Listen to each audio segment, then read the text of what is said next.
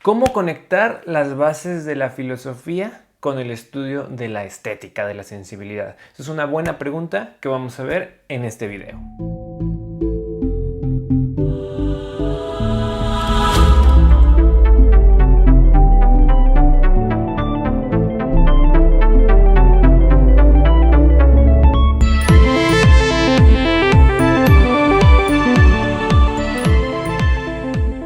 Hola, bienvenidos chavos de regreso a su curso de Filosofía Plus.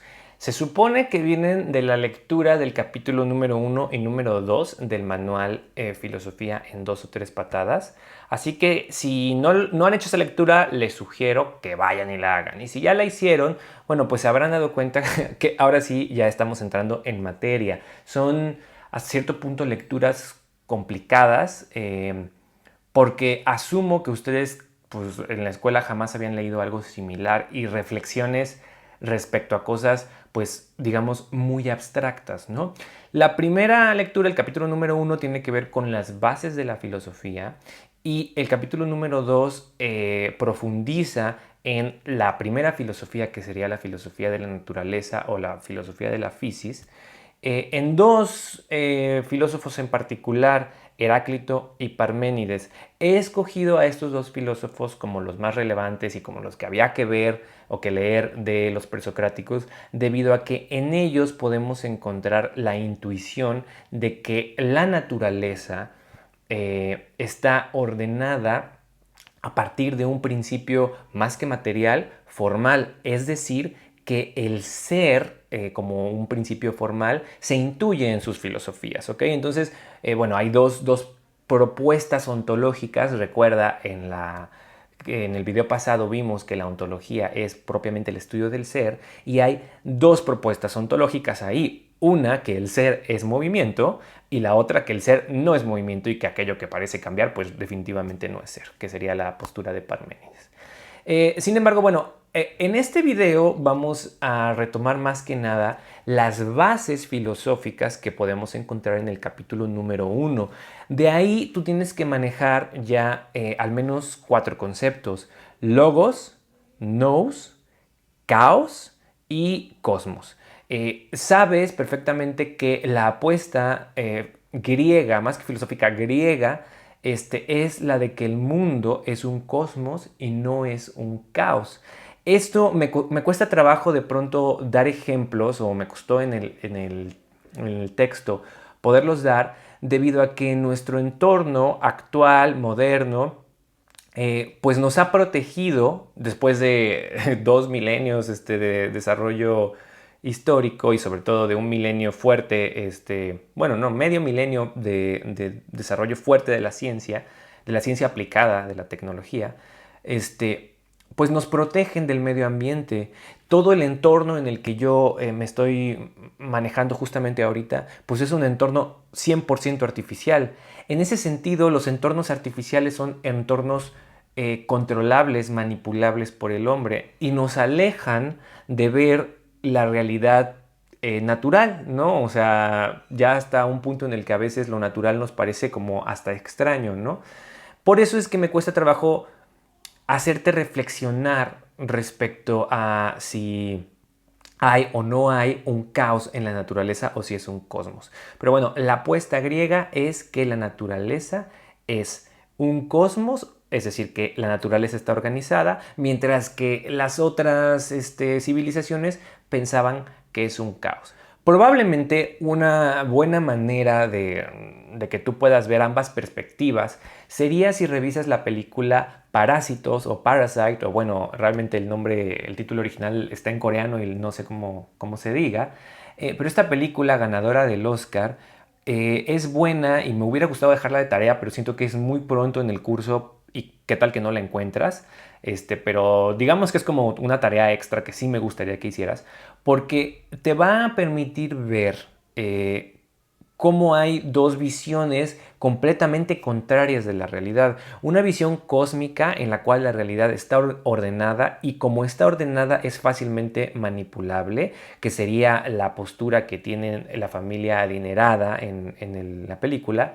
Y hay una visión caótica de la realidad, una visión hasta cierto punto derrotista, en la cual no podemos controlar el destino. Incluso se piensa en estos términos como destino, contrario a libertad, como habíamos visto en la lectura, que justamente pensar que puedes conocer el orden de la realidad y que ese orden de la realidad se vuelve o te permite manipularla, pues te da la opción de tener opciones, ¿no? O sea, te da libertad. Mientras que si no puedes manipular la realidad, si acaso podrás rezarle a alguien que sí pueda hacerlo, como serían dioses, y a ver, ¿no? O sea, si tiene su favor. Pero si no, pues realmente tienes un destino, está fijado y no puedes ver más allá de eso.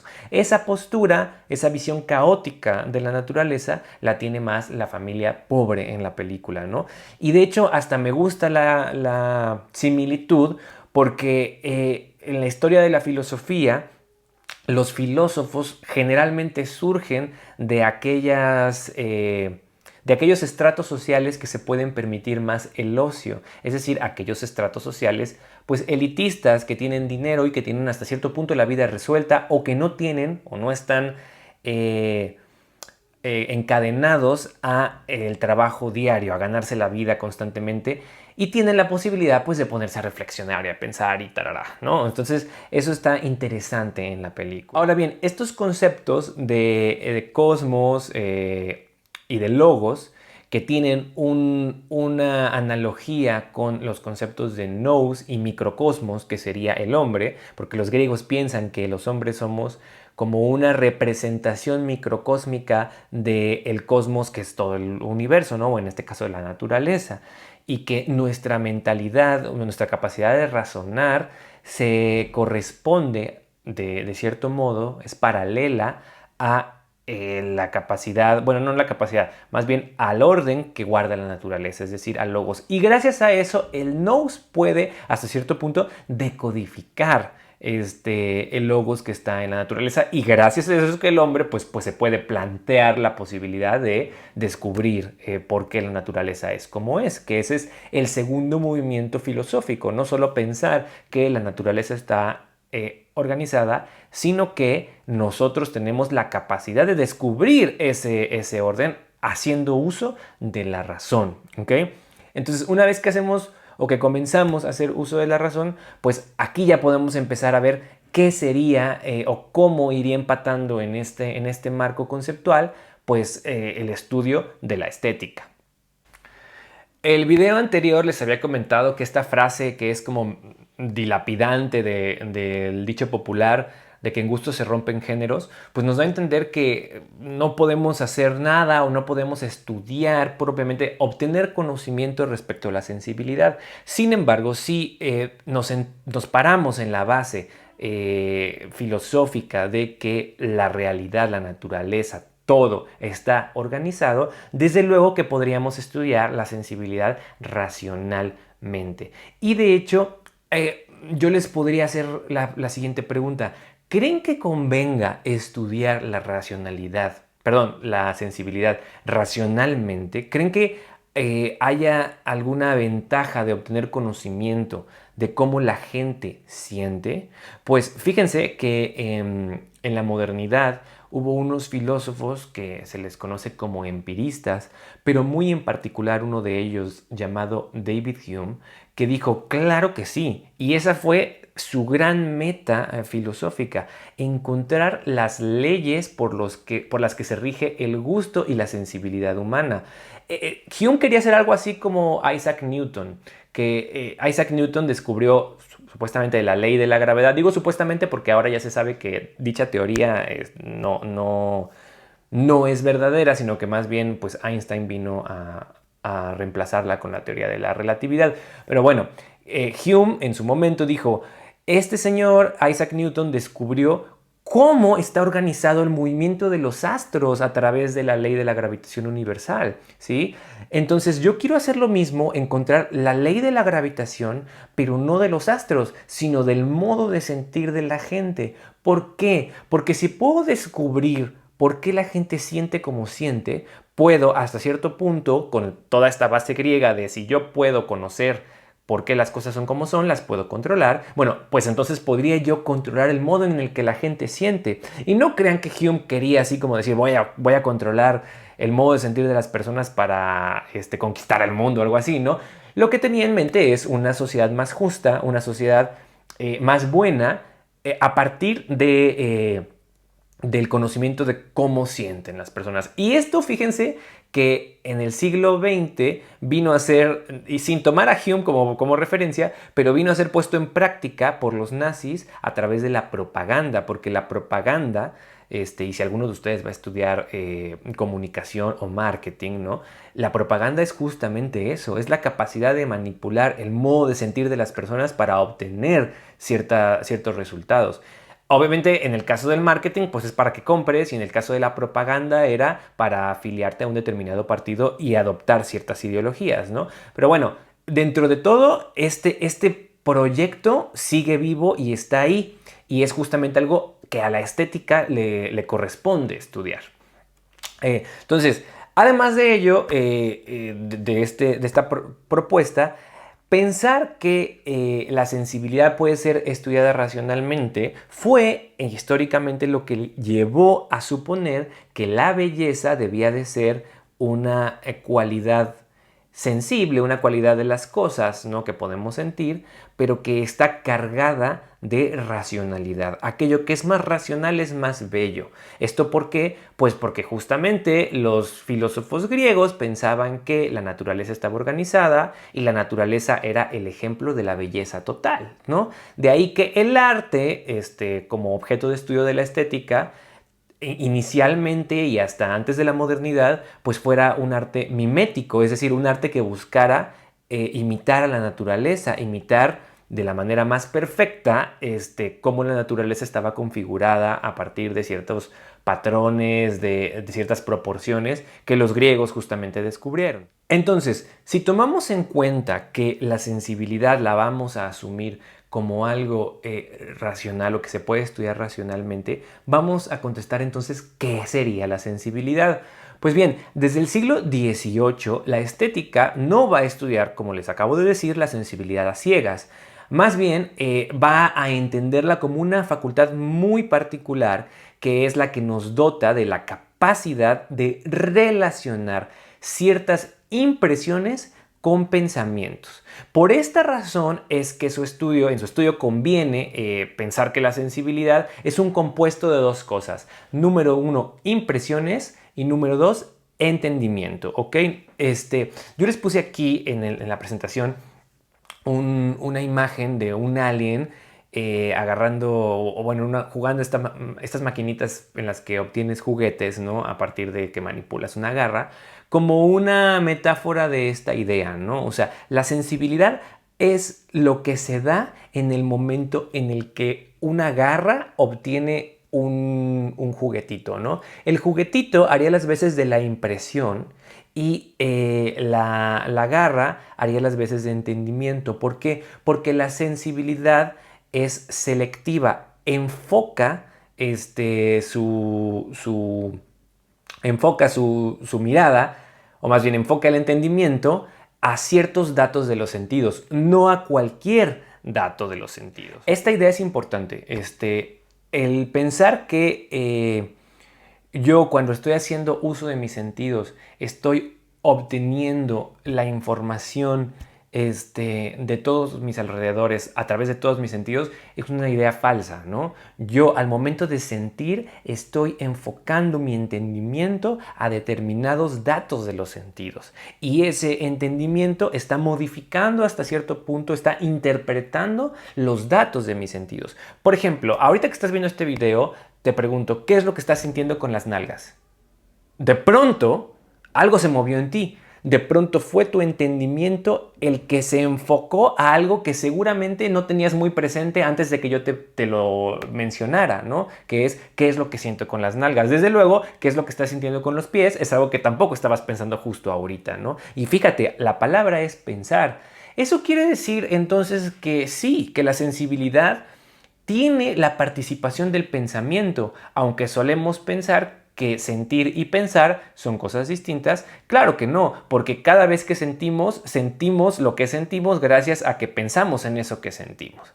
Para no hacerte esto bolas, me gustaría que tomáramos un ejemplo. Te voy a poner dos canciones y quiero que cierres los ojos y que intentes determinar, bueno, primero que te enfoques en qué es lo que te hacen sentir las canciones y a ver si logras determinar de dónde son.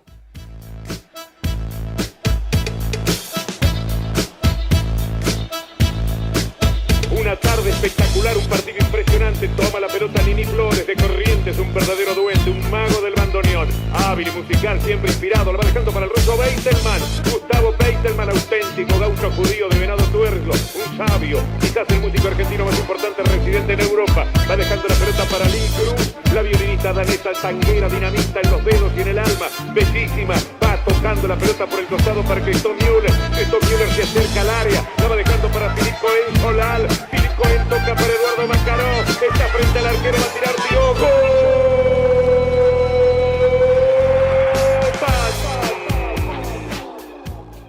Si de verdad cerraste los ojos y te quedaste pensando en eso, bueno, trata de escribir en tu libreta qué crees que sea y la respuesta es que esa canción es de Argentina y de Uruguay. Hubo varios datos que te pudieron haber dado a entender por qué. A mí el más revelador era la voz, el acento del cantante que emulaba al modo en el que narran los partidos de fútbol los argentinos, ¿no? Sin embargo, esta información es una información que tu cabeza, tu cerebro, que ya tiene un cierto conocimiento del mundo y que ya ha escuchado eso, está imprimiendo en los datos sensibles. Vamos a intentar con otra canción.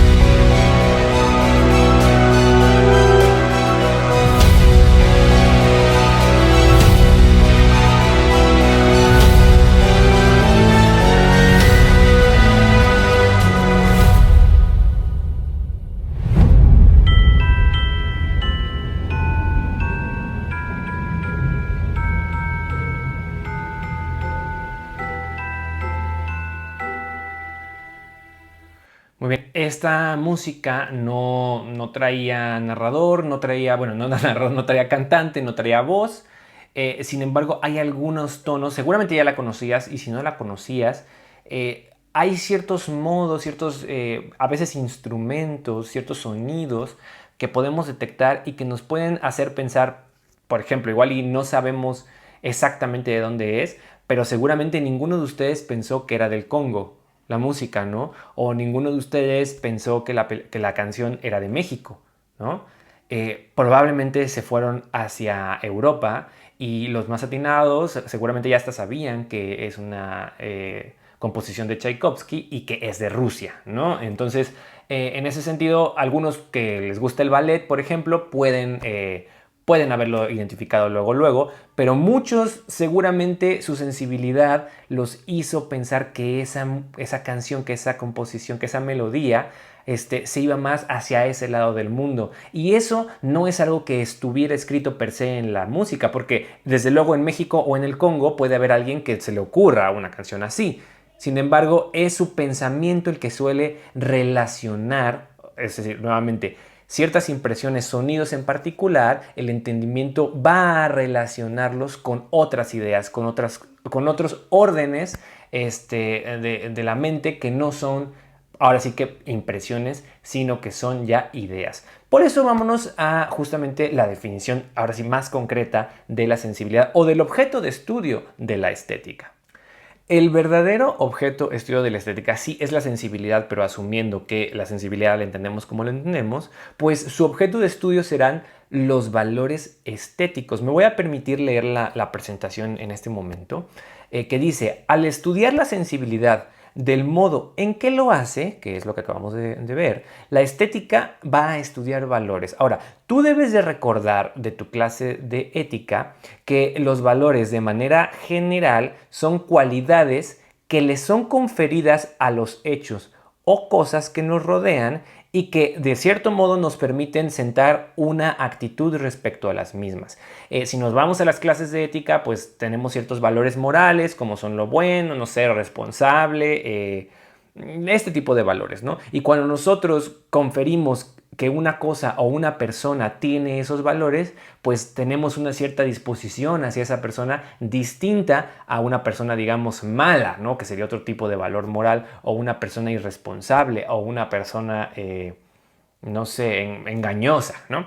Entonces, tienes que recordar aquí que un valor no es tangible. O sea, tú cuando ves a una persona no le estás viendo lo moralmente bueno, o no le estás viendo lo responsable o lo dedicado, ¿no? Más bien estás viendo a una persona y es el entendimiento, es en este caso que ya conozcas o que ya hayas reflexionado respecto a su conducta, lo que te va a permitir juzgar algo y que dicho valor cobre existencia.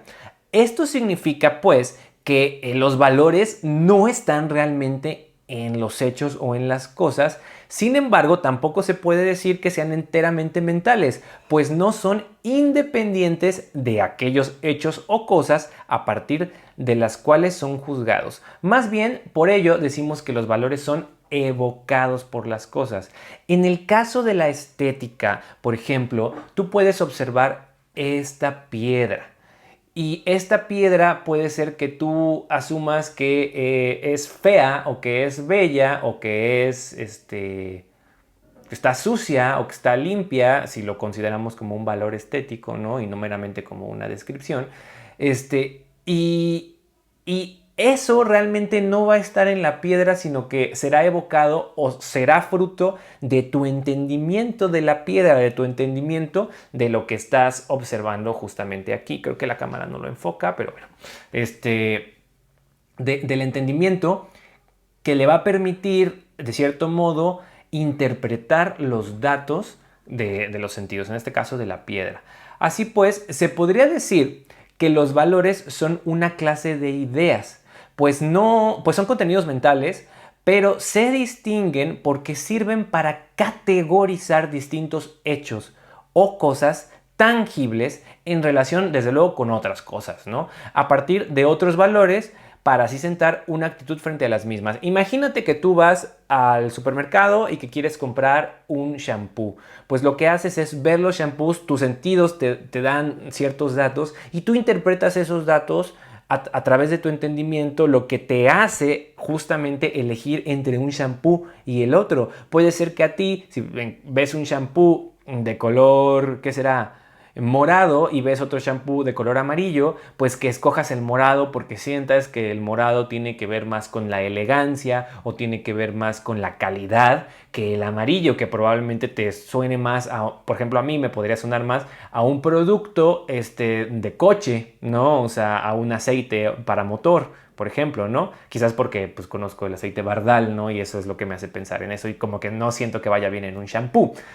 Pero eso es mi entendimiento, el que está permitiéndome categorizar las cosas en función a valores estéticos, ¿no? O sea, pienso que el amarillo tiene una cualidad más explosiva, mientras que lo elegante tendría más que ver con el morado, y por lo tanto me voy y escojo el morado. Algunos ejemplos de valores estéticos bastante complejos serían la belleza, la fealdad, lo sublime, lo trágico, lo grotesco, lo cómico o lo ridículo. Pero también hay algunos valores más simples, como por ejemplo cuando podemos ver que algo está equilibrado. O sea, si vamos a comprar una silla y vemos que una silla tiene una mayor capacidad de equilibrio y de aguantar peso que otra, pues seguramente vamos a escoger la silla, ¿no? La tensión, la ambigüedad, el aguzamiento, la atracción o el agrupamiento, que bueno, si no los conoces, investígalos en Google. Valores a partir de los cuales podemos definir los hechos o cosas en relación con nuestras sensaciones. Entonces, si te estoy haciendo bolas con esto, vamos a dejarlo más claro a partir de esta cosa que se llama el triángulo de la sensibilidad. Imagina que cada vez que tú experimentas algo, que tú sientes algo, lo que tienes primero que nada son impresiones. Sin embargo, esas impresiones, como puedes ver aquí en el triángulo, se ven hasta cierto punto curvadas o distorsionadas en virtud de los valores estéticos con los que cuenta tu mente, con los que ya, obviamente cuando eres un bebé, pues no, un bebé no dice, ay, eso es muy trágico o es muy cómico. Desde luego que no, porque no conoce qué es eso. Se le tiene que explicar primero. Es decir, tienes que ir desarrollando, ir obteniendo a lo largo de la vida distintos valores estéticos, distintas ideas, desarrollando ciertas ideas que son intangibles, para poder interpretar todo aquello que está a tu alrededor, ¿no? Y esos valores estéticos, quieraslo o no, van a distorsionar tu capacidad de sentir la realidad. Es decir, que tú y yo estamos sintiendo lo mismo cuando estamos en la misma habitación. Desde luego que no. Y eso es lo que justamente explica por qué todos sentimos cosas distintas, pero no significa que no haya ciencia o que no haya capacidad de entender por qué, sino que lo que significa es que todos tenemos hasta cierto punto ciertos valores estéticos distintos. Si yo me dedico al arte, seguramente voy a tener un bagaje de valores estéticos tremendo, mientras que si me dedico a nada más a jugar videojuegos, probablemente no, ¿no? Entonces, eso es lo que va explicando por qué alguien siente de una manera o siente de otra. Y así, el producto último de este triángulo sería la sensibilidad, ¿ok? Tenemos que primero todo comienza con una impresión, pero esa impresión se ve distorsionada por los valores con los que contamos y así obtenemos justamente lo que sentimos. Ahora, a diferencia de una descripción ambigua, los valores estéticos me van a permitir definir con precisión hechos o cosas, pero, ojo aquí, siempre en relación con lo que sentimos. Es decir, yo puedo definir que esta piedra está curiosa, por ejemplo. ¿Por qué curiosa? Pues porque parece que está pintada de manera rara. Mientras que esta piedra la puedo definir como aburrida, ¿no? Otro valor estético, ¿no? Esto, pues aburrida porque no es distinta a cualquier otra piedra, ¿no? Es bastante común y corriente, ¿no? Corriente sería otro valor estético. Entonces, esto lo hago justamente a partir de valores que si ustedes lo quieren pensar como palabras, o sea, son palabras que ya tengo, pero estas palabras obviamente apuntan a ciertas ideas. Para que esto te quede más claro, yo lo que te sugeriría es que usaras una tabla como esta, que tenemos acá, y que para cada cosa que experimentaras trataras de distinguir o hacer el esfuerzo analítico, es decir, descomponer en sus partes, tu sensibilidad. Lo primero que podrías llenar en esta tabla es, pues, ¿qué te hace sentir esta cosa, ¿no? O sea, esta piedra, por ejemplo, me hace sentir X o Y, y que luego esa sensación la descompongas en valores estéticos y en impresiones. Muchas veces las impresiones son las cosas más objetivas, es lo que todo mundo siente o puede sentir respecto a la cosa, ¿no? Obviamente asumiendo que todo mundo puede hacer uso de sus sentidos de manera normal, ¿no? Puede decir, bueno, la piedra es negra con gris y tiene una forma tal, ¿no? O la canción, se puede escuchar en la canción sonidos como metálicos y tarará, ¿no? Y luego puedes hacer uso de ciertos valores estéticos que serían definiciones de la canción, pero en relación con lo que te hizo sentir. La canción es fea, la canción es bella, la canción es interesante, la canción es aburrida, la canción es monótona, la canción es sorpresiva, etcétera, ¿no?